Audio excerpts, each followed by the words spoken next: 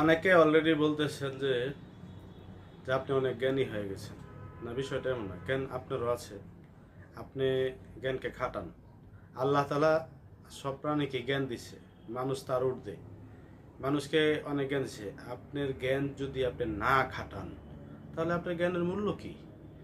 যেমন আমাদের প্রচুর টাকা আয়, আবার প্রচুর টাকা ব্যয়। আর্থিক সচ্ছলতা মানে অনেক আয় এটা না, কিন্তু আর্থিক স্বাধীনতা মানে এটা না যে আমার প্রচুর টাকা আয়।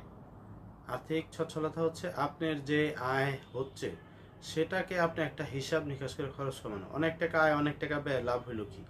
আপনি এমন একটা আয়ের মধ্যে আপনি আপনার আয়ের ভিতরে এমন একটা ব্যয় আপনি নিয়ে আসেন যেন আপনাকে কোনো বিপদে পড়তে না হয়, আপনাকে কোনো সমস্যায় পড়তে না হয়।